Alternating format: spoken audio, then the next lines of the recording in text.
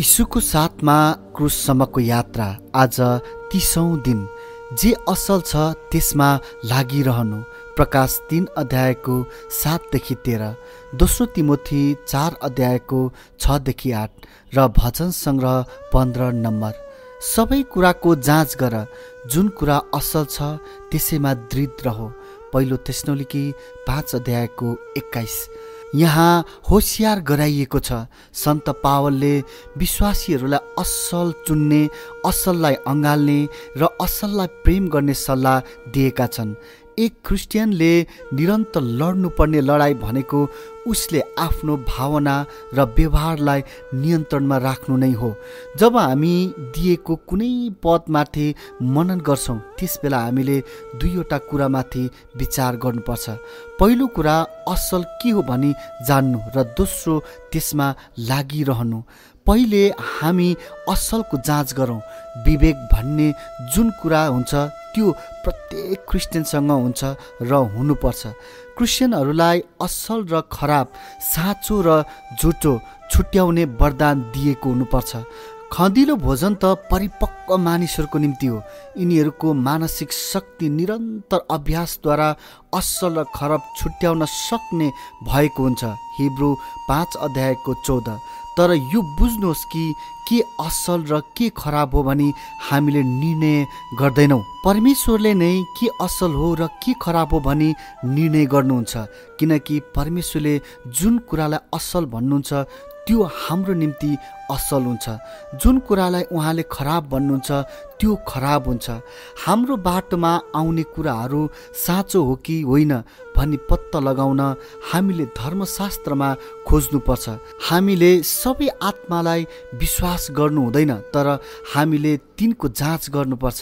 त्यसरी नै हामीले सधैँभरि जाँच्ने, सधैँ निश्चित हुने मात्र गर्नु हुँदैन। हामी सधैँ खोजी गर्ने, ढलपल हुने, अस्थिर, सिद्धान्तको हरेक बतासद्वारा यताउति हुत्तिने हुनु हुँदैन। यो बुझ्नुहोस् कि सबैभन्दा असल परमेश्वर मानव ख्रिस्ट आफै हुनुहुन्छ। उहाँ हाम्रो असल हुनुहुन्छ। ख्रिस्टभन्दा अझ असल हाम्रो निम्ति कोही पनि छैन। अरू सबै असल कुराहरू क्षणिक हुन्छन्। अब हामी असल कुरामा लागिरहनु भनेको के हो सो बुझौँ। जुन कुरा असल छ त्यसैमा दृढ रहो। यसको अर्थ त्यसलाई अँगाल्नु हो, त्यसलाई प्रेम गर्नु हो। यसलाई त्यसै चिप्लेर जान नदिनुहोस्। प्रभु येशूले फिलाडेल्फियाको मण्डलीलाई भनेको कुरा सम्झना होला। म चाँडै आइरहेको छु। तिमीसँग जे छ त्यसलाई पक्रिराख र तिम्रो मुकुट कसैले लिने छैन। प्रकाश 3:11। हामी साँचो मूल्यहरू, सत्यको वचन र दृढता पक्रिराखौँ अनि हाम्रो विश्वासको कारण जस्तो सुकै विरोध वा सतावट सहन परे पनि आफ्नो विश्वासमा लागिरहौँ र त्यसलाई नत्यागौँ। हामी अयुबले यो कुरा सिद्ध रूपले गरेको देख्छौँ, जसले तिनको इमान्दारी र तिनका परमेश्वरलाई समाति राखे। तिनले आफूसँग भएका सबै थोक गुमाए। तिनका छोराछोरीहरू मरे अनि तिनी आफै बिरामी परे। तिनको बिरामीले तिनलाई निराश बनायो। यस्तो बेला आशाको कुनै किरण नदेख्दा तिनकी पत्नीले हरेस खाइन् र अयुबलाई भनिन्, के तपाईँ आफ्नो निष्ठामा अझै अडि नै रहनुहुन्छ? परमेश्वरलाई सराप्नुहोस् र मर्नुहोस्। अयुब 2:9। असललाई पक्रिराख्ने र त्यसको महत्त्वलाई बुझ्ने सम्बन्धमा सुश्री नेन्सी वुडले रचेकी कविता एउटा सुन्दर सल्लाह हो। सत्यलाई पक्रिराख्नुहोस्। यदि एक मुठी माटै भए पनि तपाईँको विश्वासलाई पक्रिराख्नुहोस्। यदि त्यो एक्लो उभिने रुख भए पनि जे गर्नुपर्छ त्यो पक्रिराख्नुहोस्, चाहे त्यो यहाँबाट टाढा किन नहोस्। जीवनलाई पक्रिराख्नुहोस्, त्यसलाई छोडिदिन सजिलै भए पनि। मेरो हात पक्रिराख्नु, म तपाईँदेखि टाढा भए पनि। जे असल छ त्यसलाई पक्रिराख्नुहोस्। Nancy would. मेरा दाजुभाइ दिदीबहिनी हो, लेनको यो समयमा कृपया याद राख्नुहोस् कि हामीले परमेश्वरका आत्मिक सम्पत्तिहरू, मुख्य आत्मिक कुराहरू र परमेश्वरको सत्यता समाति राख्नुपर्छ। हामीले ख्रीष्टका कामहरू गर्दै उहाँका विश्वासयोग्य सेवकहरू बन्ने कोसिस गर्नुपर्छ।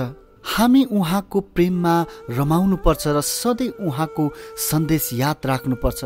म चाँडै आइरहेको छु, तिमीसँग जे छ त्यसलाई पक्रिराख र तिम्रो मुकुट कसैले लिने छैन। प्रकाश 3:11।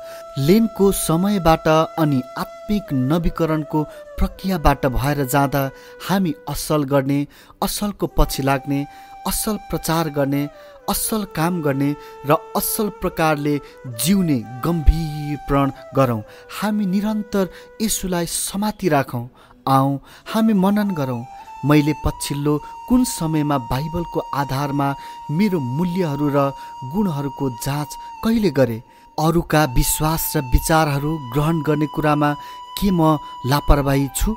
म शैतानसित आत्मिक लडाइँमा छु र त्यसले मलाई जित्न खोजिरहेको छ भन्ने के मलाई थाहा छ? मेरो आत्मिक यात्रामा असल र खराबको भेद जान्न म कतिसम्म तयार छु? पवित्र आत्माले मेरो जीवनमा कसरी काम गर्दै हुनुहुन्छ? के म सहज जीवनका निम्ति सम्झौता गर्दछु? मेरो जीवनको मूल्य चुकाउन परे पनि के म सत्यतालाई पक्रिराख्छु? यी कुराहरू जीवनमा प्रयोग गरौँ। सत्य के हो भनी जान्नका निम्ति म सधैँ बाइबल पढ्नेछु। जब कुनै शङ्का र दुविधा हुन्छ त्यस बेला म परिपक्व आत्मिक अगुवाहरूको मार्ग निर्देशन खोज्नेछु। म प्रभुसितको मेरो हिँडाइमा अट्टल र दृढ रहन सिक्नेछु। आऊ हामी प्रार्थना गरौँ। प्यारो परमेश्वर, तपाईँको अगाडि आउँदा म आफैलाई नम्र तुल्याउँछु, किनकि म कमजोर र दुर्बल छु र मलाई तपाईँको अनुग्रहको अति नै खाँचो छ। यस मननले मलाई मेरो असफलताहरू र मैले तपाईँलाई समाति राख्न अनि तपाईँको पछि लाग्न नसकेका समयहरूको स्मरण गराएको छ। म तपाईँको नजिक हुन चाहन्छु, तपाईँको साथमा हिँड्न चाहन्छु। मलाई कृपा गर्नुहोस् ताकि म तपाईँमा रहन सकूँ र तपाईँ ममा रहन सक्नुहोस्। येशूको प्यारो नाउँमा म प्रार्थना गर्दछु। आमेन।